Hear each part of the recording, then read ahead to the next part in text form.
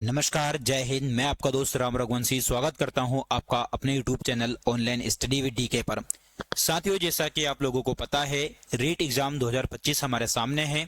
उसी को ध्यान में रखते हुए जो पर्यावरण अध्ययन की हमारी जो सीरीज चल रही है, उसी सीरीज में आज का एक बेहतरीन टॉपिक जो कि आज हम कवर करने वाले हैं, भारत के राष्ट्रीय प्रतीकों को लेकर, जिसमें हम जानेंगे भारत के राष्ट्रीय प्रतीकों के बारे में कि भारत का राष्ट्रीय पक्षी कौन है, पशु कौन है, पुष्प कौन है, ऐसी सभी जानकारी के बारे में जानेंगे और इनसे रिलेटेड उन प्रश्नों को भी जानेंगे जो एग्जाम में पूछे गए हैं।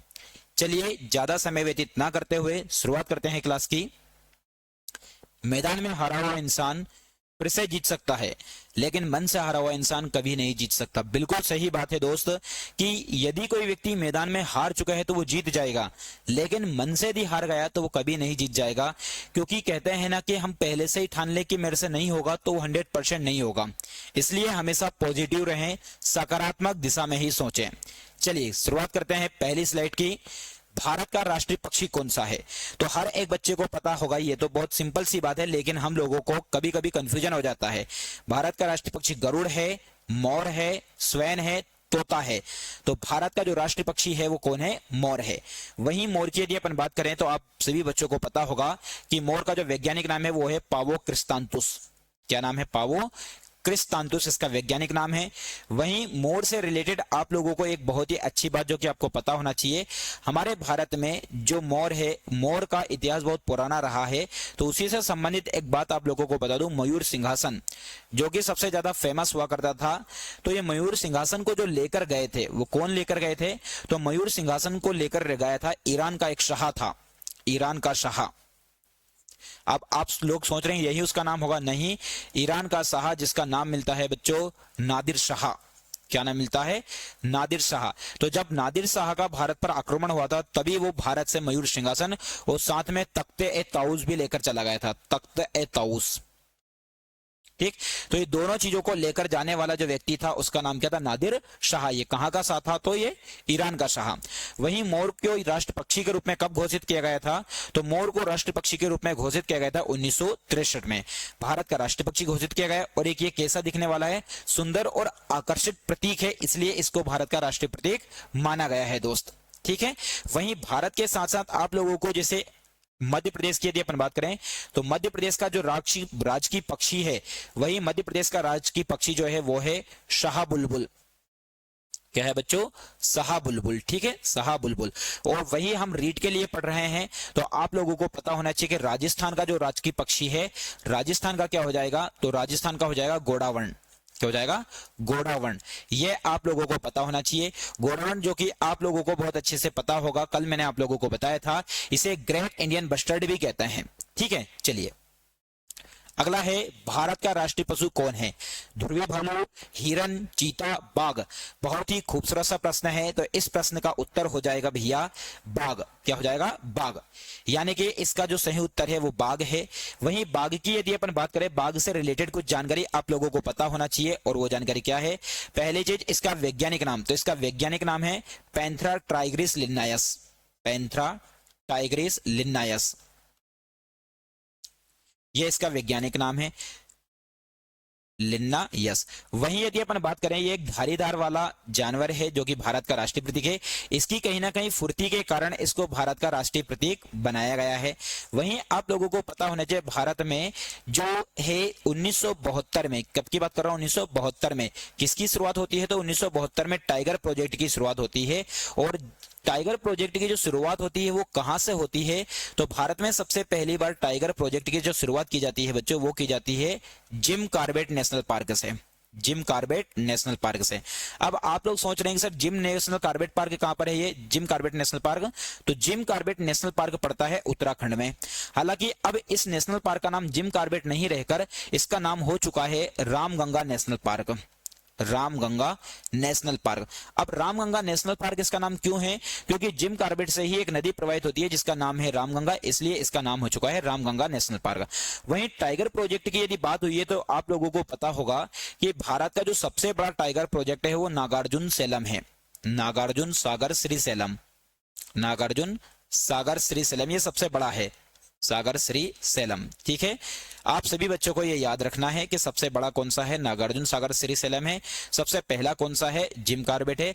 लगभग आज वर्तमान में यदि बात करें तो भारत में जो टाइगर प्रोजेक्ट है, इन टाइगर प्रोजेक्ट की जो संख्या हो चुकी है वो लगभग 55 हो चुकी है दोस्त। ठीक है, चलिए आगे बढ़ते हैं। ये बाघ के बारे में दे रखा है कि राजसी बाघ तेंदुआ टाइग्रिस धारीदार जानवर है। इसकी मोटी पीली लोमचर्म का कोट होता है जिस पर गहरी धारीदार पट्टियां होती है। ठीक है, और ये फुर्तीला होने के कारण ही इसे भारत के राष्ट्रीय शक्ति के रूप में या राष्ट्र प्रतीक के रूप में माना गया है। ठीक है, चलिए भारत का राष्ट्रगान, वेरी वेरी मोस्ट इंपोर्टेंट, हम होंगे कामयाब, सारे जहां से अच्छा, वंदे मातरम। बताइए इस प्रश्न का उत्तर क्या होगा? तो इस खूबसूरत से प्रश्न का उत्तर होगा, हमारे भारत का राष्ट्रगान जो है वो है जनगण मन है। अब जनगण मन के सामने आप लोगों को पता होगा यहाँ पर जो फोटो लगा है ये लगा है रविन्द्रनाथ टैगोर जी का। रविंद्रनाथ टैगोर जी का फोटो लगा है। रविन्द्रनाथ टैगोर जी की यदि अपन बात करें तो 1913 में, कब की बात बता रहा हूं, 1913 में इनकी एक पुस्तक है जिसका नाम है गीतांजलि। तो गीतांजलि के लिए ही 1913 में इनको विश्व का सबसे प्रतिष्ठित पुरस्कार जो कि है नोबेल प्राइज, कौन सा प्राइज है, नोबेल पुरस्कार इनको मिला था। ठीक, वहीं यदि अपन बात करें हमारे भारत का जो राष्ट्रीय गान है जनगण मन, इस जनगण मन की यदि हम बात करें तो इसको गाने में 52 सेकंड का समय लगता है।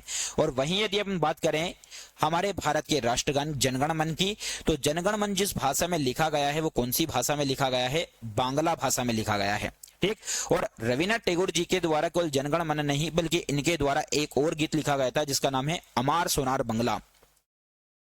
अमार सोनार बांग्ला, ये जो अमार सोनार बांग्ला ये लिखा गया था, ये किसके लिए लिखा था इन्होंने, बांग्लादेश के लिए लिखा था। और वहीं कहीं आज वहीं ना कहीं जो बांग्लादेश का राष्ट्रगान बन चुका है। ठीक, वहीं एक और कंफ्यूजन बच्चों को होता है, उस कंफ्यूजन को मैं अगली स्लाइड पर क्लियर कर दूंगा। क्या कि जो गीतांजलि के अलावा एक प्रश्न पूछा जाता है गीता रहस्य, कौन सी पुस्तक के बारे में बच्चों, गीता रहस्य। तो गीता रहस्य पुस्तक किसकी है, गीता रहस्य। अभी गीतांजलि के बारे में आप लोगों ने पढ़ा, अब अगला है गीता रहस्य। तो गीता रहस्य जो है वो है बाल गंगाधर तिलक जी की, किसकी है, बाल गंगाधर तिलक की पुस्तक है, ये आप लोगों को याद रखना है। वहीं हमारे भारत के जो राष्ट्रगान है इसको कब अपनाया गया, तो संविधान सभा के द्वारा इसे 24 जनवरी 1950 को अपनाया गया। कब अपनाया गया, 24 जनवरी 1950। वहीं राष्ट्रगान के साथ साथ एक चीज आप लोगों को पता होना चाहिए, अभी मैंने आपको बताया राष्ट्रगीत। तो हमारे भारत का जो राष्ट्रगीत है वो कौन सा है, तो भारत का जो राष्ट्रगीत है वो है वंदे मातरम। वंदे मातरम। अब ये वंदे मातरम जो है इसके बारे में पूछा जाता है कि वंदे मातरम जो है उसे कितने समय में गाया जाता है, तो इसे 65 सेकंड में गाया जाता है। और वही वंदे मातरम की यदि हम बात करें तो बहुत ही अच्छा और बहुत ही खूबसूरत सा प्रश्न पूछा जाता है कि इसे कौन सी भाषा में लिखा गया है, तो इसे लिखा गया था संस्कृत में। ठीक, अब ये भी पूछ लिया जाए कि इसको लिखा किसके द्वारा गया था, तो वंदे मातरम को जो लिखा गया था बंकिम चंद्र चट्टोपाध्याय जी के द्वारा लिखा गया था, बंकिम चंद्र चट्टोपाध्याय जी, याद रखिएगा ये। ठीक है, इतना स्पेस है नहीं इसलिए मैंने आपको बता दिया है ये। ठीक है, चलिए आगे बढ़ते हैं अगली स्लाइड पर। भारत का राष्ट्रीय खेल कौन सा है, तो भारत का राष्ट्रीय खेल हॉकी है, फुटबॉल है, बैडमिंटन है, क्रिकेट है। बहुत ही शानदार और खूबसूरत सा प्रश्न है, बताइए। तो भारत का जो राष्ट्रीय खेल है बच्चों, भारत का राष्ट्रीय खेल क्या है, हॉकी है। ठीक है, और वही हॉकी के लिए ही, और आप सभी को पता है कि हॉकी के जो जादूगर है वो कहा जाता है मेजर ध्यानचंद जी को। ठीक, और इनका जो जन्म हुआ था ये 29 अगस्त 1905 में कहां पर हुआ था, ये इलाहाबाद में हुआ था। इसीलिए आप लोगों को पता है कि जो 29 अगस्त है, इस 29 अगस्त को किस दिवस के रूप में मनाते हैं बच्चों, तो 29 अगस्त को खेल दिवस के रूप में मनाते हैं, खेल दिवस के रूप में मनाते हैं, जो आप सभी बच्चों को पता होना चाहिए। ठीक है, अब यहां पर एक चीज आप लोगों को पता होना चाहिए और वो बात यह है कि एक इंपॉर्टेंट बात यहां पर आप लोगों के लिए कि जो फीफा है, किसकी बात कर रहा हूं, फीफा, ये फुटबॉल को लेकर है। तो इसके लिए कभी कभी प्रश्न बन जाता है कि फीफा जो है federation international football D association की स्थापना जो है वो कब होती है और इसका मुख्यालय कहां पर, तो इसकी स्थापना बच्चों जो होती है वो 1904 में है और इसका मुख्यालय जो है वो किस देश में है, स्विट्जरलैंड में है। ठीक है, वहीं यदि अपन बात करें फीफा के अलावा एक क्रिकेट को लेकर भी पूछा जाता है इंटरनेशनल क्रिकेट काउंसिल। तो इंटरनेशनल क्रिकेट काउंसिल की स्थापना होती है 1909 में और इसका जो मुख्यालय है बच्चों, उसका मुख्यालय है दुबई में। कहां पर है ये, दुबई। ठीक है, दुबई कहां पर पड़ता है? तो यूएई में, संयुक्त अरब अमीरात में। हॉकी को जब राष्ट्र खेल घोषित किया गया था तब यह बहुत लोकप्रिय था। इस खेल ने 1928 से 1956 के दौरान स्वर्णिम युग देखा। मतलब ये वो समय है जब ज्यादा से ज्यादा गोल भारत को प्राप्त हुए होंगे। जब भारत ने ओलंपिक में लगातार कितने स्वर्ण पदक जीते थे बच्चों? 6 स्वर्ण पदक जीते थे। उस समय भारत ने 24 ओलंपिक मैच खेले थे और सभी में जीत हासिल की थी। लगभग इतने सारे मैचों में क्या की थी इसने? जीत हासिल की थी। इसलिए उस समय भारत का जो राष्ट्रीय खेल था वो किसे घोषित कर दिया गया था? हॉकी को कर दिया गया था। अगला है भारत की राष्ट्रीय नदी। तो भारत की राष्ट्रीय नदी कौन सी है? गोदावरी है, गंगा है, ब्रह्मपुत्र है, कृष्णा है। तो इस खूबसूरत से प्रश्न का उत्तर होगा गंगा। क्यों है भारत की राष्ट्रीय नदी गंगा? तो भारत में ज्यादा से ज्यादा क्षेत्रफल यदि किसी नदी का है तो वो है कौन सी नदी का? गंगा नदी का। वहीं गोदावरी की बात करें तो गोदावरी का जो उद्गम हुआ है वो हुआ त्र्यंबकेश्वर की पहाड़ी से। किससे बच्चों? त्र्यंबकेश्वर की पहाड़ी से। त्र्यंबकेश्वर। अब ये त्र्यंबकेश्वर कहां पर है? तो त्र्यंबकेश्वर जो पड़ता है ये नासिक में पड़ता है। अब नासिक कहां पर है? तो नासिक पड़ता है महाराष्ट्र में। और ये महाराष्ट्र से निकलकर यदि हम बात करें तो ये बंगाल की खाड़ी में जाकर गिरती है। बंगाल की खाड़ी में। कौन सी नदी? गोदावरी। ठीक है। और वही यदि अपन बात करें अगली नदी आपके सामने दे रखी गंगा। तो गंगा नदी भी दो नदियों के मिलने से बनती है बच्चों। कितनी नदियों के मिलने से बनती है? दो नदी। अब एक नदी तो हो जाती है अलकनंदा, ठीक, अलकनंदा। और एक नदी है जिसका नाम है भागीरथी। अलकनंदा और दूसरी नदी का नाम क्या है? भागीरथी। ये दोनों नदी जब आपस में मिलती है, अब आपके सामने प्रश्न कभी कभी ये भी आ जाता है कि अलकनंदा और भागीरथी नदी दोनों मिलती है देवप्रयाग में। कहां पर मिलती है? देवप्रयाग में मिलती है। और वहां पर मिलने के बाद कहलाती है गंगा। और गंगा नदी जब आगे बढ़ती है, जब ये दोनों नदी मिल जाती है और गंगा ऐसे आगे बढ़ती है, तो आगे बढ़ने के बाद इसमें यमुना नदी और सरस्वती नदी आपस में मिलती है। तो जिस स्थान पर ये मिलती है भैया उसे बोलते हैं प्रयागराज। उसे क्या बोलते हैं? प्रयागराज। जहां पर अभी क्या आयोजित होने वाला है? कुंभ का मेला आयोजित होने वाला है, जो कि आप लोगों को पता होना चाहिए। वहीं ब्रह्मपुत्र नदी की यदि अपन बात करें तो ब्रह्मपुत्र नदी जो है इसका विस्तार ज्यादातर जो है वो तिब्बत में है। कौन से क्षेत्र में है? तिब्बत वाले क्षेत्र में है। वहीं ब्रह्मपुत्र की यदि हम बात करें तो इसे तिब्बत में किस नाम से जाना जाता है? तो ब्रह्मपुत्र में इसको कहा जाता है सांगपो। और वहीं कृष्णा की यदि अपन बात करें तो कृष्णा का उद्गम भी जो हुआ है वो महाराष्ट्र से हुआ है। महाराष्ट्र की महाबलेश्वर की पहाड़ी से। कौन सी पहाड़ी से? महाबलेश्वर की पहाड़ी से हुआ है। और ये नदी भी जो है वो अपना बंगाल की खाड़ी में मुहाना बनाती है बच्चों। कौन सी खाड़ी में? बंगाल की। सर आप ये कह रहे होंगे बच्चे अभी कि ये नदी, जैसे भारत का ये वाला मैप है, ये जो घाट है इसे पश्चिमी घाट बोलते हैं। और यदि हम बात करें इधर वाला घाट तो इसे पूर्वी घाट बोलते हैं। तो पूर्वी घाट की यदि अपन बात करें, सॉरी इधर इधर ये मिस्टेक हो गया है ना, ये पूर्वी घाट है बच्चों। दिशा के हिसाब से ये पूर्वी घाट है। और ये जो घाट है ये कौन सा घाट है? ये पश्चिमी घाट है। अब यदि हम बात करें तो अधिकतर जितनी भी नदियां इधर से निकलती है वो सारी की सारी इधर गिरती है, क्योंकि इनका जो बहाव है वो इस दिशा की हो रही है। ठीक है। चलिए, गंगा नदी को वहीं राष्ट्रीय नदी का दर्जा कब दिया गया है? तो गंगा नदी को जो दर्जा दिया गया था वो 4 नवंबर 2008 को। कब दिया गया था? 4 नवंबर 2008 को भारत की राष्ट्रीय नदी घोषित किया गया। और वही गंगोत्री ग्लेशियर के टर्मिनस गोमुख से गंगा नदी हिमालय पर्वतमाला से निकलती है। तो कभी कभी पूछ लिया जाता है कि भैया कहां से निकलती है, तो याद रखना गंगोत्री ग्लेशियर से। और वहीं कभी पूछ ले कभी आप लोगों से ऐसा कि यमुना नदी का जो उद्गम हुआ है वो कहां से हुआ है, तो यमुना नदी का उद्गम हुआ है यमुनोत्री ग्लेशियर से। यमुनोत्री ग्लेशियर से। ठीक है। अब एक प्रश्न जैसे यहां पर आपके सामने मैं बता दूं, और वो प्रश्न यह है, यमुनोत्री नदी को यमुनोत्री ग्लेशियर या यमुना नदी को लेकर आ जाए कि सबसे बड़ी सहायक नदी यमुना है। सबसे बड़ी सहायक नदी है ना, सबसे बड़ी सहायक नदी आप लोगों से पूछे तो सबसे बड़ी सहायक नदी यमुना ही नदी है। ठीक। किसमें जाकर मिलती है? तो गंगा में मिलती है। भारत का राष्ट्रीय फूल कौन सा है? तो भारत का राष्ट्रीय फूल गेंदे का फूल है, सूरजमुखी है, गुलाब है, लोटस है। तो बताइए इस खूबसूरत से प्रश्न का उत्तर क्या होगा? तो इस खूबसूरत से प्रश्न का उत्तर होगा लोटस। और लोटस का मतलब होता है कमल। लोटस का मतलब क्या है? कमल। और वहीं राजस्थान की यदि हम बात करें तो राजस्थान का जो राजकीय पुष्प है वो कौन सा है बच्चों? तो राजस्थान का जो राजकीय पुष्प है वो है रोहिड़ा। क्या है? रोहिड़ा है। ठीक। और इसे कहीं ना कहीं राजस्थान का सागवान भी कहते हैं। इसे क्या बोलते हैं? राजस्थान का सागवान। राजस्थान का सागवान कहते हैं। ये कभी कभी एग्जाम में पूछ लिया जाता है कि राजस्थान का सागवान किसको बोलते हैं, तो ध्यान रखना रोहिड़ा को कहते हैं। और कमल का जो वैज्ञानिक नाम है, कमल का वैज्ञानिक नाम है न्यूशीफेरा। नीलंबो न्यूशीफेरा है ना, नीलंबो न्यूसीफेरा, ये इसका वैज्ञानिक नाम है। ये इसकी एक खासियत होती है कि जो कमल होता है यदि कीचड़ में भी उग जाता है तो ये अपनी जो पवित्रता है उसको नहीं छोड़ता है दोस्त, ठीक है। चलिए, तो कमल आध्यात्मिकता, प्रचुरता और प्रकाश का प्रतिनिधित्व करता है। कमल के बारे में सबसे महत्वपूर्ण बात यह है कि गंदे पानी में जाने के बाद भी यह अपनी अशुद्धता से अछूता रहता है दोस्त, ठीक है। चलिए, अगला प्रश्न आपके सामने, बहुत ही शानदार, बहुत ही खूबसूरत। भारत का राष्ट्रीय फल कौन सा है? सेब है, तरबूज है, आम है, कस्टर्ड सेब है। तो बताइए इस खूबसूरत से प्रश्न का उत्तर क्या होगा? तो भारत का जो राष्ट्रीय फल है बच्चों, भारत का राष्ट्रीय फल क्या हो जाएगा? आम हो जाएगा, ठीक।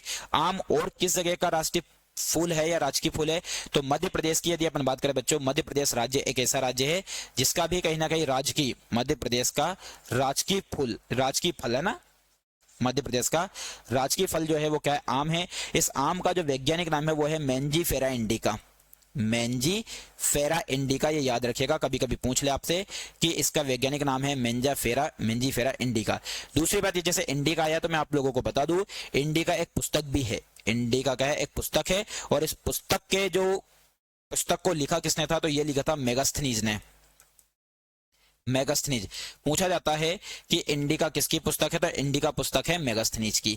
अब आम से संबंधित आप लोगों को एक बात पता होनी चाहिए और वो ये है कि आम की एक प्रजाति होती है नूरजहां, जो कि सबसे बड़ी प्रजाति है, नूरजहां। पूछा जा सकता है कि नूरजहां किसकी प्रजाति है? तो नूरजहां आम की प्रजाति है बच्चों, ठीक है। चलिए, आम भारत के अलावा वहीं बात करें, भारत, पाकिस्तान और फिलीपींस का राष्ट्रीय फल है। मतलब भारत के साथ साथ पाकिस्तान का भी है और फिलीपींस का भी राष्ट्रीय फल है। जबकि आम का पेड़ बांग्लादेश का राष्ट्रीय वृक्ष है। बहुत ही शानदार, आम का पेड़ बांग्लादेश का क्या है? राष्ट्रीय वृक्ष है। इसे सभी फलों का राजा माना जाता है, ठीक। इसलिए फलों का राजा किसको कहते हैं? तो फलों का राजा बच्चों बोलते हैं आम को, ठीक है, फलों का राजा। वहीं एक बात आप लोगों को पता होगा, जैसे हम आम की बात कर रहे हैं अभी, तो मैं आप लोगों को बता दूं राजस्थान के बारे में कि राजस्थान का जो राजकीय वृक्ष है वो राजकीय वृक्ष है खेजड़ी। कौन सा वृक्ष है? राजस्थान का राजकीय वृक्ष है खेजड़ी। और यहां पर आम किस देश का राष्ट्रीय वृक्ष है? तो बांग्लादेश का है।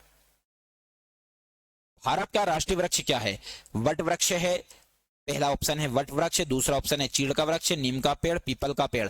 तो इस खूबसूरत से प्रश्न का उत्तर हो जाएगा वट वृक्ष। ये वट वृक्ष का मतलब होता है, सब बच्चे जानते होंगे, वट वृक्ष का मतलब होता है बरगद का वृक्ष। किसका वृक्ष बच्चों? बरगद का वृक्ष है। दोस्त, ये वो प्रश्न है जो हो सकता है हमारे जो रीट की एग्जाम है उसका जो लेवल फर्स्ट है उसमें ऐसे के ऐसे छप जाएं। हम तो यही चाहते हैं कि आप लोगों के लिए ये सारे वो प्रश्न हैं जो एग्जाम में आए हुए हैं और ऐसे के ऐसे छप जाए दोस्त। अब ये जो भारत का राष्ट्रीय वृक्ष है बरगद का, इसका वैज्ञानिक नाम क्या है? तो बहुत बार पूछा जाता है फाइकस बेंगोलिसिस। क्या है? फाइकस बेंगोलिसिस इसका वैज्ञानिक नाम है जो कि पूछा जाता है। लिख देता हूं मैं, फाइकस बेंगालिसिस, फाइकस बेंगालिसिस इसका वैज्ञानिक नाम है, ठीक है। इसको भारत का राष्ट्रीय वृक्ष इसलिए घोषित किया गया है, इसका कारण यह है कि ये ऐसा वृक्ष है कि बहुत ज्यादा दूरी तक अपनी शाखाओं को विस्तृत कर लेता है और ज्यादा से ज्यादा इसमें छाया होती है, ठीक है। चलिए, बरगद का पेड़ अनंत जीवन का प्रतीक है क्योंकि इसकी शाखाएं हमेशा कैसी होती है? फैलती रहती है।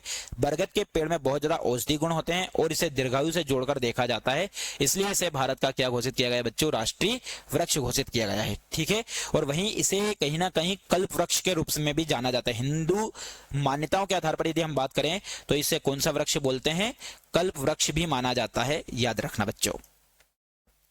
चलिए, भारत की राष्ट्रीय मुद्रा क्या है? बहुत ही शानदार प्रश्न है। यूरो है, दिरहाम है, भारतीय रुपया है, येन है।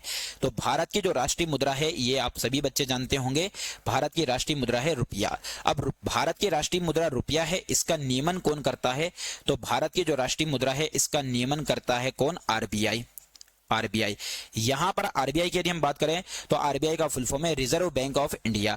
वहीं रिजर्व बैंक ऑफ इंडिया की स्थापना 1934 के अधिनियम यानी कि एक्ट कब का था? ये 1934 का। और 1934 के अधिनियम के तहत इसकी स्थापना होती है बच्चों 1935 में। कब होती है इसकी स्थापना? यह होती है 1 अप्रैल 1935 में इसकी स्थापना होती है। जब इसकी स्थापना हुई थी उस समय इसका जो हेडक्वार्टर आप लोगों से पूछा जाए, स्थापना के समय हेडक्वार्टर था इसका कोलकाता। कहां पर था, कोलकाता। लेकिन इसके कुछ समय बाद यानी कि लगभग 2 साल पश्चात ही, यदि देखा जाए 2 साल बाद, इसका मुख्यालय कर दिया गया था कहां पर, मुंबई में कर दिया गया था। यह कभी कभी पूछ लिया जाता है, मुंबई। जब आरबीआई की स्थापना हुई थी, इस समय इसके पहले अध्यक्ष के रूप में पूछा जाए तो इसके पहले अध्यक्ष थे ओसबोर्न स्मिथ। ऑसबॉर्न स्मिथ बच्चों, ये आप लोगों को याद रखना है, ऑसबॉर्न स्मिथ। वहीं आरबीआई के बारे में पूछा जा सकता है कि आरबीआई का राष्ट्रीयकरण कब हुआ, तो आरबीआई का राष्ट्रीयकरण हुआ था यानी कि पूर्ण तरीके से भारत में कब सौंप दिया था इसको, तो 1 जनवरी 1949, 1 जनवरी 1949 को। वहीं यदि हम बात करें आरबीआई के बारे में, तो आरबीआई के पहले भारतीय गवर्नर, भारतीय की बात करें हम, तो आरबीआई के पहले भारतीय गवर्नर थे सीडी देशमुख बच्चों। कौन थे, सीडी देशमुख थे। वहीं यदि हम बात करें आरबीआई के बारे में कि आरबीआई के वर्तमान गवर्नर कौन है, वेरी वेरी मोस्ट इंपोर्टेंट। जैसे अभी क्या चल रहा है, दिसंबर 2024, तो दिसंबर 2024 के अनुसार आरबीआई के वर्तमान गवर्नर है संजय मल्होत्रा जी। कौन है, संजय मल्होत्रा जी। अब ये संजय मल्होत्रा जी जो अभी नियुक्त हुए हैं, ये 11 दिसंबर के बाद से। इनसे पहले जो हुआ करते थे, मैं लिख देता हूं यहाँ पे, इनसे पहले हुआ करते थे शक्तिकांत दास, शक्तिकांत दास हुआ करते थे। शक्तिकांत दास जी के स्थान पर अभी कौन आया, संजय मल्होत्रा जी। और एक और बात, जैसे यहाँ पर रुपया की बात आई है, तो भारत के अंतर्गत जो 1 रुपए का नियमन है, कितने रुपए का, 1 रुपए का जो नियमन है वो कौन करता है, तो 1 रुपए का नियमन करता है बच्चों वित्त मंत्रालय। वेरी वेरी मोस्ट इंपोर्टेंट, कभी कभी पूछ लिया जाए, तो 1 रुपए का जो नियमन करता है वो करता है वित्त मंत्रालय।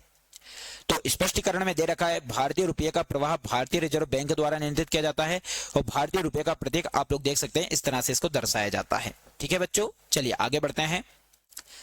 भारत का राष्ट्रीय जलीय पशु कौन है, तो भारत का राष्ट्रीय जलीय पशु कौन है, शार्क है, पहला ऑप्शन। दूसरा ऑप्शन ऑक्टोपस है, तीसरा व्हेल है, अगला डॉल्फिन है। तो बताइए इस बहुत शानदार से प्रश्न का उत्तर क्या होगा कि भारत का जो राष्ट्रीय जलीय जीव है वो कौन है। तो प्यारे बच्चों, भारत का जो राष्ट्रीय जलीय जीव है ये कौन है, डॉल्फिन है, जिसे हम कहीं ना कहीं गंगा डॉल्फिन कहते हैं। क्या बोलते हैं इसे, गंगा डॉल्फिन। वहीं गंगा डॉल्फिन की यदि हम बात करें तो इसके बारे में पूछ लिया जाता है कि इसको राष्ट्रीय जलीय जीव कब घोषित किया गया है, तो इसे किया गया है 2009 में किया गया है। और ये जलीय जीव जो है, इसके बारे में ऐसा कहा जाता है कि ये केवल शुद्ध जल में ही निवास करता है। कहां पर निवास करता है, ये शुद्ध जल में, यानी कि मीठे जल में निवास करने वाला एक जीव है ये। ठीक है तो बच्चों, चलिए आगे बढ़ते हैं। बहुत ही शानदार प्रश्न आएगा, लेकिन एक बात मुझे बताइए शानदार प्रश्न से पहले, इसका वैज्ञानिक नाम क्या है बच्चों। चलो इसकी डिटेल में देख लेते हैं पहले कि डॉल्फिन दुनिया की सबसे पुरानी प्रजातियों में से एक है। गंगा नदी के डॉल्फिन पूरे नदी पारिस्थितिक तंत्र के स्वास्थ्य का एक महत्वपूर्ण संकेतक है, और भारत सरकार ने इसे कब राष्ट्रीय पशु घोषित किया था, राष्ट्रीय जलीय जीव, है ना, राष्ट्रीय पशु नहीं बच्चों, राष्ट्रीय जलीय जीव। ठीक, अब यहां पर आप लोगों को पता होना चाहिए, इसका वैज्ञानिक नाम है प्लेटेनिस्टा गंगोटिका। मैं लिख देता हूं यहां पर, प्लेटेनिस्टा, प्लेटेनिस्टा। ये ही तो पूछे जाते हैं एग्जाम में इस टाइप से, गंगोटिका, है ना, गंगोटिका। ये इसका क्या है, वैज्ञानिक नाम है, आप सभी बच्चे लोगों को याद रखना है। भारत का राष्ट्रीय प्रतीक क्या है, तो भारत का राष्ट्रीय प्रतीक है वाटर लिली है, लाल शेर है, अशोक का सिंह स्तंभ है, सुनहरा बाज है। तो बताइए इस खूबसूरत से प्रश्न का उत्तर क्या होगा। पहला वाटर लिली, लाल शेर, अशोक का सिंह स्तंभ, सुनहरा बाज। तो इस खूबसूरत से प्रश्न का उत्तर होगा अशोक का सिंह स्तंभ। अशोक के सिंह स्तंभ की यदि हम बात करें तो पहली चीज जैसे हम चित्र में देखेंगे, लेकिन उससे पहले हम आप लोगों को बता दें, जैसे कि भारत का जो अशोक स्तंभ वो इस टाइप से जो बना हुआ है, इसमें यदि देखा जाए तो आप लोगों से पूछा जाएगा कि सिंह की संख्या कितनी है। सिंह की संख्या जो है बच्चों, वो सिंह की संख्या है 4। कितनी है, 4। लेकिन यहाँ पर दिखाई कितने देते हैं, ये बहुत इंपॉर्टेंट बात है। तो यहाँ पर दिखाई कितने देते हैं, केवल 3 है, लेकिन है कितने, 4 है। वहीं यदि देखा जाए तो हमारे भारत के राष्ट्रीय प्रतीक में एक यहाँ पर क्या होगा, एक हाथी है। ठीक, वहीं एक इसमें चित्र किस किस का है, घोड़े का है। और वहीं एक और चित्र जिसे बैल या फिर जिसे हम क्या बोलते हैं, सांड, इसका चित्र भी यहाँ पर बना हुआ है भारत के राष्ट्रीय प्रतीक में। और ये लिया कहाँ गया है भारत का राष्ट्रीय प्रतीक, तो ये लिया गया है सारनाथ में जो स्थित अशोक स्तंभ है। सारनाथ, सारनाथ कहाँ पर पड़ता है, तो सारनाथ पड़ता है यूपी में। तो सारनाथ में स्थित क्या, अशोक स्तंभ से लिया गया है। सारनाथ में स्थित अशोक स्तंभ से इसको लिया गया है बच्चों। ठीक है, ये very very very most important चीज है जो आप लोगों को पता होना चाहिए। ये आप देख सकते हैं भारत का राष्ट्रीय प्रतीक। तो भारत का राष्ट्रीय प्रतीक सारनाथ में अशोक का सिंह स्तंभ है। इसमें 4 एशियाई शेर कंधे से कंधा मिलाकर अबेकस के रूप में खड़े हुए हैं, और वहीं एक साथ इसके साथ यदि देखा जाए तो एक हाथी, एक घोड़ा और एक बैल और एक शेर की मूर्तियां हैं। बीच में कुछ पहिए उनके अलग अलग करते हैं। ठीक है, जैसे कि आप लोग यहाँ पर देख सकते हैं, ये चित्र में आप लोगों को बता दूं, ये सिंह है जो कि 1 सिंह, 2 सिंह, एक या 3, लेकिन इसके पीछे भी है तो 4 हैं, लेकिन दिखाई कितने देते हैं? 3 दिखाई देते हैं बच्चों। भारत की राष्ट्रीय सब्जी कौन सी है? कद्दू है, आलू है, पत्ता गोभी है, गाजर है। तो बताइए भारत की राष्ट्रीय सब्जी जो है वो कद्दू है कि आलू है कि पत्ता गोभी है कि गाजर है? तो इस खूबसूरत से प्रश्न का उत्तर होगा, यदि नहीं पता है तो याद रखना, कद्दू है। वहीं आपसे मिठाई के बारे में बात करें कि भारत की राष्ट्रीय मिठाई के रूप में किसको जाना जाता है, तो जल्दी से बताइए बच्चों, भारत की राष्ट्रीय मिठाई कौन सी है? गुलाब जामुन? नहीं बच्चों, भारत की जो राष्ट्रीय मिठाई है वो कहा जाता है जलेबी को। किसको माना जाता है? जलेबी को माना जाता है, ये आप लोगों को पता होना चाहिए। ठीक है, चलिए। तो इस भारतीय सब्जी को हिंदी में क्या बोलते हैं? कद्दू कहते हैं। और यह पूरे भारत में उगती है और किसी विशेष मिट्टी की आवश्यकता नहीं होती है, और इसे चढ़ने वाले पौधे या लता के रूप में इस्तेमाल किया जाता है। बिल्कुल सीधी सी बात, सिंपल सी बात है। भारत का राष्ट्रीय सरीसृप कौन सा है? तो भारत का राष्ट्रीय सरीसृप कौन सा है? मगरमच्छ है, छिपकली है, गिरगिट है, नागराज है। तो भारत का जो राष्ट्रीय सरीसृप है बच्चों वो कौन है? नागराज है। तो व्यापारिक सांप भारतीय और दक्षिण पूर्वी एशियाई जंगलों में पाए जाते हैं। सांप, छिपकली और कृतंक इसके क्या है? शिकार है। और हिंदू इस सरीसृप की पूजा करते हैं जिसका सांस्कृतिक महत्व है। बिल्कुल सीधी सी बात है कि शिव जी का मतलब जैसे गले की माला समझकर इसकी क्या करते हैं? पूजा करते हैं, लेकिन कुछ लोग इनको निपटा भी देते हैं, ऐसा नहीं है। तो सब अपनी अपनी मान्यताओं के अनुसार है। तो भारत का जो राष्ट्रीय सरीसृप है वो कौन है भैया? नागराज है। आप लोगों को याद रखना है ये। ठीक है, क्लियर है सभी बच्चों को? चलो आगे बढ़ते हैं। भारत का राष्ट्रीय स्मारक क्या है? तो भारत का राष्ट्रीय स्मारक ताजमहल है। बहुत ही अच्छा प्रश्न है। भारत का राष्ट्रीय स्मारक ताजमहल है, इंडिया गेट है, लाल किला है, गेटवे ऑफ इंडिया है। तो बताइए इस खूबसूरत से प्रश्न का उत्तर क्या है? तो आप लोगों को बता दूं, जैसे ताजमहल कहां पर है? ये उत्तर प्रदेश में है। ठीक, इंडिया गेट कहां पर है? बताइए सभी बच्चे, तो इंडिया गेट कहां पर है? दिल्ली में है। ठीक, वहीं यदि अपन बात करें लाल किला कहां पर है, तो लाल किला भी दिल्ली में है। कभी कभी पूछ लिया जा सकता है आपसे। गेटवे ऑफ इंडिया कहां पर है? तो गेटवे ऑफ इंडिया कहां पर है? मुंबई। तो भारत का जो स्मारक के रूप में जिसको कहा जाता है वो कौन है भैया? गेटवे ऑफ इंडिया है। ठीक है, चलिए देखिए, दो चीज यहाँ पर आप लोगों के सामने है। पहली चीज, भारत का राष्ट्रीय स्मारक के रूप में इन्होंने बोला है, तो भारत का राष्ट्रीय स्मारक जो है बच्चों वो इंडिया गेट है। कौन सा है? इंडिया गेट है। गेटवे ऑफ इंडिया जो है इसे भारत का प्रवेश द्वार कहते हैं। कंफ्यूजन था ये, भारत का प्रवेश द्वार। भारत का प्रवेश द्वार यदि आपसे पूछे तो भारत का प्रवेश द्वार किसे कहा जाता है? तो भारत का प्रवेश द्वार कहा जाता है गेटवे ऑफ इंडिया, जो कि आप लोगों को पता है कितने 7 टापुओं का शहर। इसे क्या बोलते हैं? मुंबई को 7 टापुओं का शहर कहा जाता है, जहां पर यह बसा हुआ है। 7 टापुओं का शहर। ठीक, जैसे ये जो चित्र लगा हुआ है गेटवे ऑफ इंडिया का ही लगा हुआ है, लेकिन यहाँ पर एक और चीज एक्स्ट्रा आप लोगों को बताने की कोशिश की गई है, और वो ये है कि इंडिया गेट भारत की राजधानी कहां पर स्थित है? ये दिल्ली। अभी आप लोगों को मैंने बताया कि जो इंडिया गेट है वो कहां पर स्थित है? दिल्ली में स्थित है। ठीक है, और इसका आंसर भी दिल्ली है। इंडिया गेट भारत की राजधानी दिल्ली में एक प्रसिद्ध राष्ट्रीय स्थल है, जो कि ऑल इंडिया वॉर मेमोरियल इस स्थल का दूसरा नाम है। यह एक आश्चर्यजनक 42 मीटर ऊंची संरचना है, जिसे 1931 में एक चौराहे के बीच में बनाया गया था। ठीक है बच्चों, बाकी ये जो फोटो बना हुआ है ये किसका है? गेटवे ऑफ इंडिया का है, जो कि कहां पर है? ये मुंबई में है। ठीक है, चलिए, हमारे जो टाइपिंग मास्टर है उन्होंने जो फोटो लगाया है वो इंडिया गेट की जगह गेटवे ऑफ इंडिया का लगा दिया है। ठीक है, भारत का राष्ट्रीय कैलेंडर क्या है? तो भारत का राष्ट्रीय कैलेंडर है हिंदू कैलेंडर है, शक कैलेंडर है, जार्जिया कैलेंडर है, या चैत्र कैलेंडर है? तो बताइए बच्चों इस खूबसूरत से प्रश्न का उत्तर। भारत का राष्ट्रीय कैलेंडर पूछ ले आपसे, या भारत का राष्ट्रीय पंचांग पूछ ले आपसे? तो भारत का राष्ट्रीय पंचांग, ठीक, या राष्ट्रीय कैलेंडर जो है वो है शक कैलेंडर। ठीक, जिसके अनुसार आप लोगों को पता होगा कि जो शक कैलेंडर है इसके तहत जो महीने की शुरुआत होती है वो चैत्र से होती है। कब से होती है? चैत्र, वैशाख, ज्येष्ठ, आषाढ़, सावन, भादु, कुंवार, कार्तिक, अगन, पौष, माऊ, फाल्गुन। फिर उसके बाद चैत्र स्टार्ट हो जाता है, तो अपना 12 महीने स्टार्ट होता है। और वहीं इसकी जो अपनाया गया था, इसे भारत सरकार के द्वारा, जल्दी से कमेंट करके बताइए कि इसे कब अपनाया गया था। किसकी बात कर रहा हूं? राष्ट्रीय पंचांग को कब अपनाया गया था? जल्दी से बताइए। चलो कोई बात नहीं बच्चा, तो इसे जो अपनाया गया था शक संवत को 22 मार्च 1957 को। कब अपनाया गया था? 22 मार्च 1957 को भारत सरकार के द्वारा अपनाया गया था। इसका पहला महीना कौन सा होता है? चैत्र का जो होता है इसका पहला महीना होता है। यह आप सभी बच्चों को पता होना चाहिए, ठीक है। चलिए, शक संवत पर आधारित राष्ट्रीय कैलेंडर जिसका पहला महीना चैत्र होता है और 365 दिन का एक नियमित वर्ष था, जिसको ग्रेगोरियन कैलेंडर के साथ 22 मार्च 1957 को अपनाया गया। कब अपनाया गया? 22 मार्च 1957 को। भारत का राष्ट्रीय विरासत पशु कौन सा है? तो भारत का राष्ट्रीय विरासत पशु जिराफ है, हिरन है, गाय है, हाथी है। तो भारत का जो राष्ट्रीय विरासत पशु है बच्चों वो है कौन? हाथी है, जो कि आप लोगों को पता होना चाहिए।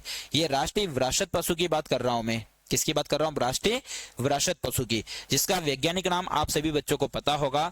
नहीं पता है तो मैं आप लोगों को बता दूंगा कि भारत का जो राष्ट्रीय विरासत पशु है इसका वैज्ञानिक नाम है एफिलास इंडिका। एफिलास इंडिका इसका वैज्ञानिक नाम है, ठीक है, एफिलास इंडिका।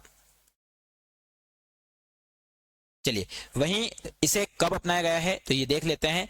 जब 2010 में इस हाथी को भारत का राष्ट्रीय धरोहर पशु घोषित किया गया तो इस प्रजाति की बेहतर देखभाल के लिए उत्साह और आशा जगी, जिसे भारतीय पौराणिक कथाओं में और लोक कथाओं में गणेश के नाम से जाना जाता है, ठीक। तो इसे कब अपनाया गया भैया? तो 2010 में अपनाया गया है। ये आप सभी बच्चों को पता होना चाहिए। राष्ट्रीय पशु अलग है, राष्ट्रीय जलीय जीव अलग है, राष्ट्रीय विरासत पशु अलग है। तीनों चीजें अलग अलग है, ये आप सभी बच्चों को अच्छे से ध्यान रखना है, ठीक है। और बहुत बहुत बहुत इंपॉर्टेंट प्रश्न है भाई, देख लीजिएगा, हो सकता है सीधा सीधा एक प्रश्न इनसे बन जाए आपका। भारतीय राष्ट्रीय ध्वज का नाम क्या है? तो भारतीय राष्ट्रीय ध्वज का नाम लाल और हरा, सितारे और पट्टियां, तिरंगा, 5 सितारे वाले झंडा। तो बहुत ही खूबसूरत सा नाम है हमारे भारत के राष्ट्रीय ध्वज का। तो भारत के राष्ट्रीय ध्वज का नाम क्या है? तिरंगा। नाम से स्पष्ट है, तिरंगा मतलब 3 रंगों वाला। कितने रंगों वाला है ये? 3 रंगों वाला है। अब 3 रंगों वाला है तो ऊपर आप सभी बच्चों को पता होगा कि हमारे भारत के राष्ट्रीय ध्वज की यदि हम बात करें वर्तमान का जो है उसके में ऊपर का रंग केसरिया है, बीच का जो रंग है वो सफेद है और नीचे जो रंग है वो कौन सा है? हरा है। ये 3 रंगों का हमारा भारत का राष्ट्रीय प्रतीक है। सफेद वाले में यदि देखा जाए तो बीच में जो है वो अशोक चक्र है, जिसमें कितनी तीलियां हैं बच्चों? जिसमें 24 तीलियां हैं। कितनी तीलियां है ये? 24 तीलियां हैं। कभी कभी एग्जाम में पूछ लिया जाता है जो अशोक चक्र है वो कौन से रंग का बना हुआ है? तो ये जो अशोक चक्र है वो नीले रंग का है। कौन से रंग का है ये? नीले रंग का है। देखिए, भारत के राष्ट्रीय ध्वज के ऊपरी पट्टी केसरिया रंग जो कि देश की शक्ति और साहस का प्रतीक होता है। वहीं दूसरा जो धर्म चक्र के साथ साथ सफेद मध्य में आती है जो कि किसका प्रतीक है? शांति का प्रतिनिधित्व करती है। अंतिम घेरा जो हरे रंग का है भूमि की उर्वरता, विकास और शुभता का प्रतिनिधित्व करती है। वहीं हमारे भारत के राष्ट्रीय ध्वज की बात करें तो भारत के राष्ट्रीय ध्वज की जो शुरुआत है वो 1906 से होती है और धीरे धीरे आगे बढ़ते हुए इसे अपनाया गया। कब अपनाया गया? 1947 में अपनाया गया है। वहीं यदि हम बात करें हमारे भारत के राष्ट्रीय ध्वज का जो एक थीम है वो तैयार किसने की थी? तो ये थी पिंगली वेंकैया जी ने। किसने की थी? याद रखना, भारत के राष्ट्रीय ध्वज का डिजाइन किसने तैयार किया था? तो भारत के राष्ट्रीय ध्वज का जो डिजाइन तैयार किया था वो पिंगली वेंकैया जी ने किया था, ठीक है। चलिए आगे बढ़ते हैं। अगला बहुत शानदार प्रश्न आप लोगों के सामने आएगा, खूबसूरत सा प्रश्न। भारतीय राष्ट्रीय ध्वज में अशोक का चक्र क्या दर्शाता है? समृद्धि का पहिया दर्शाता है, धर्म के नियम का चक्र दर्शाता है, अधिकार का पहिया दर्शाता है, शक्ति का पहिया दर्शाता है। तो भारतीय राष्ट्रीय ध्वज में अशोक का चक्र जो दर्शाता है धर्म के नियम का चक्र दर्शाता है। भैया क्या दर्शाता है ये? बहुत ही अच्छा प्रश्न आप लोगों के सामने अभी जो मैंने लिया था उसी से रिलेटेड, धर्म के नियम का चक्र। तो धर्म चक्र का नाम धर्म से लिया गया है, जो ज्ञान और निर्वाण व्यक्ति द्वारा प्राप्त की जा सकने वाली सर्वोच्च अवस्था का मार्ग है।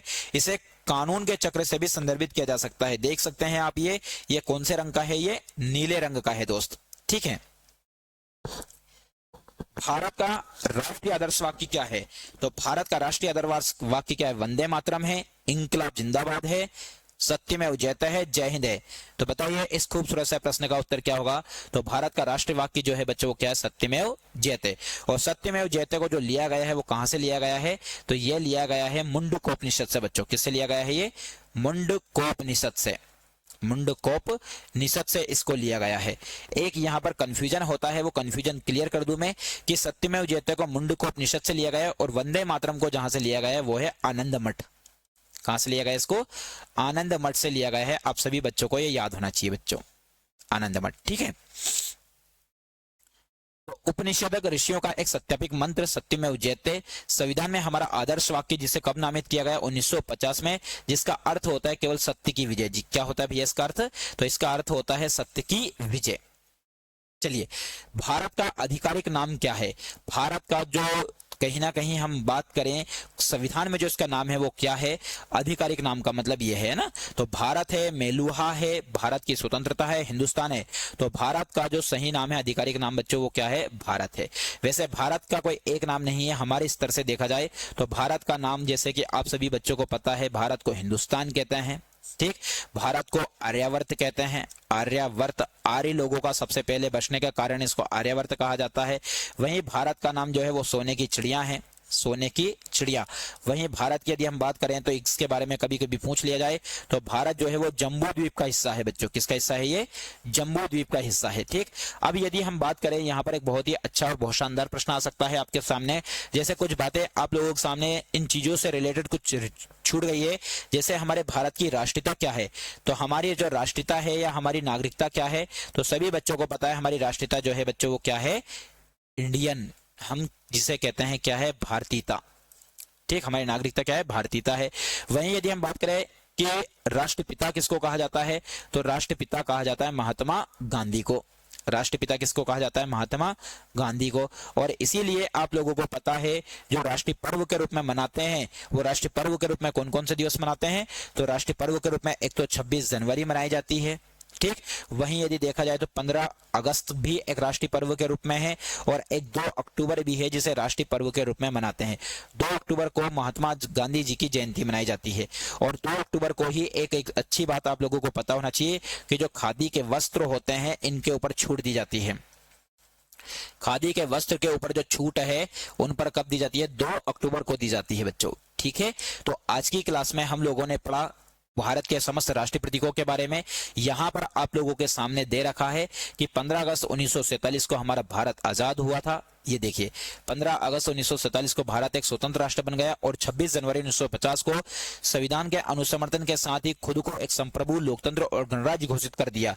भारत के संविधान ने भारतीय नागरिकों को अपनी सरकार चुनने की शक्ति प्रदान की, जिससे लोकतंत्र का मार्ग प्रशस्त हुआ बच्चों। ठीक, तो भारत में संविधान लागू कब हुआ? तो 26 जनवरी 1950 को लागू होता है।